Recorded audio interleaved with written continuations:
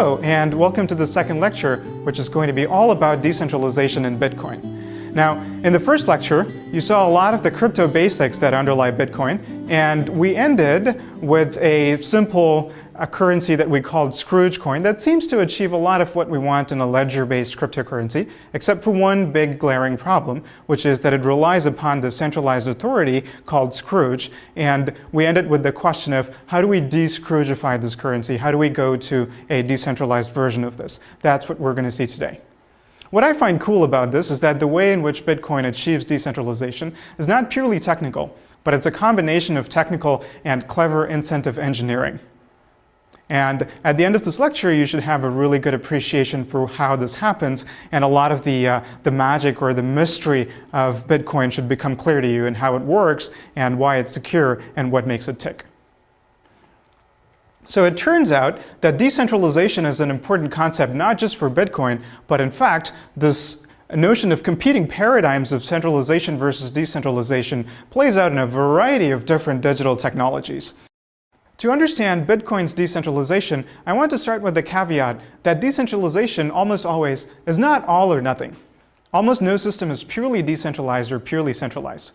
And a good example of this is email, which is a decentralized system fundamentally, I would say. It's based on a standards-based protocol, SMTP, but what has happened, especially in the last decade or so, is that we see a dominance of a few different webmail providers, which are sort of centralized service providers, and this might be a good model for understanding what might be happening to Bitcoin. So with that, let's delve into some of the technical aspects of Bitcoin's decentralization, and I would break this down into at least 5 different questions. Questions like who maintains this ledger of transactions? Who has authority over which transactions are valid, who creates new Bitcoins, and in fact other questions like who determines how the rules of the system change and how do Bitcoins acquire exchange value. So these are all components of decentralization of the Bitcoin protocol, more or less, and the first 3 of these are going to be the questions that we will consider in this lecture. And when I say how is Bitcoin decentralized, what I mean encompasses the first 3 of these meanings. And I want to emphasize that there are aspects to decentralization beyond the protocol. That includes things like Bitcoin exchanges, where you can convert Bitcoin into other currencies. It includes things like wallet software and a variety of other service providers. And so even though the underlying protocol is decentralized, these services that develop on top of it may be centralized or decentralized to varying degrees.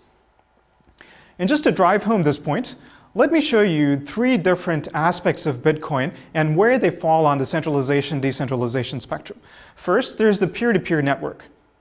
And this aspect of Bitcoin, I would say, is the closest thing to purely decentralized. Why is that? Because anybody can run a Bitcoin node, and there's a fairly low barrier to entry. You can go online, you can download a Bitcoin client yourself. It requires a lot of disk consumption on your computer, but basically you can run that on your laptop or your PC yourself. And currently there are several thousand Bitcoin nodes, and so this really resembles a peer-to-peer decentralized system.